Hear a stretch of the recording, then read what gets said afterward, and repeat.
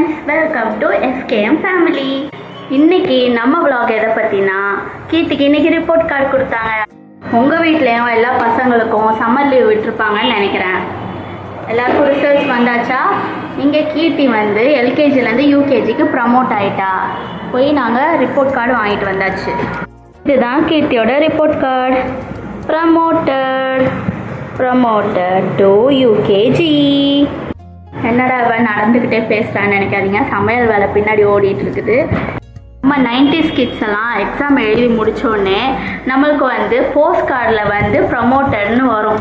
அது வந்து பிரித்து பார்க்கும் போதே அவ்வளோ சந்தோஷமாக இருக்கும். பசங்களுக்கு இப்போலாம் ரேங்க் கார்டில் ப்ரமோட்டட்னு சிம்பிளாக முடிச்சு கொடுத்துட்றாங்க.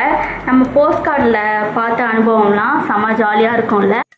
இன்றைக்கி சமையல் என்னென்னா, உருளைக்கிழங்கு வறுவல், கிள்ளி போட்ட சாம்பார். பாப்பாவுக்கு கொஞ்சம் பருப்பு எடுத்து வச்சாச்சு. பாப்பாவுக்கு பருப்பு, உருளைக்கிழங்கு ஆக போது, கிள்ளி போட்ட சாம்பார், பட்டாணி ரெடி உருளைக்கிழங்குக்கு.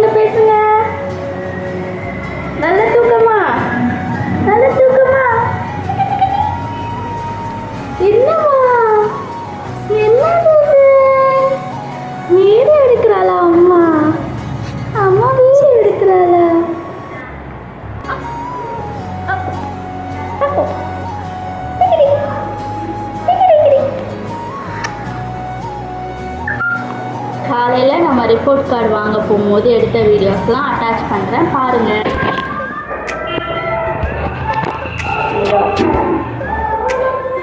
எங்கே போகிறீங்க? ஸ்கூலுக்கு ரிப்போர்ட் கார்டு வாங்க போகிறேன்.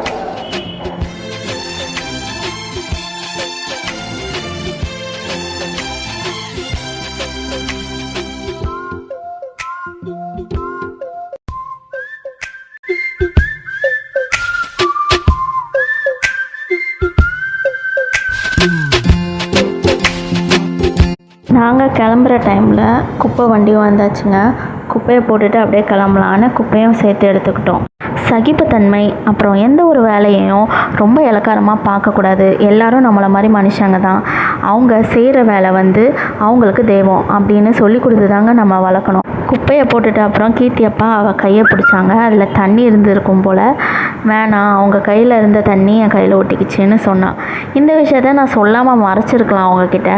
ஆனாலும் நீங்கள் பேரண்ட்ஸ் கண்டிப்பாக இதை புரிஞ்சுக்கணும், உங்கள் குழந்தைங்களுக்கும் சொல்லி கொடுக்கணும்.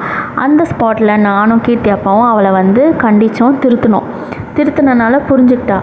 அந்த வேலை வந்து எக்காரணத்துக்கு கொண்டும் குறைவான வேலைன்னு கண்டிப்பாக நீங்களும் சொல்லி கொடுத்துடக்கூடாதுங்க. கடைசி வரைக்கும் நம்ம பிள்ளைங்களும் நம்மளை மாதிரி வளர்ந்ததுக்கப்புறம் அவங்கள வந்து இலக்காரமாக தான் பார்ப்பாங்க. எல்லா வேலையும் சமம்னு சொல்லி கொடுத்து வளங்க.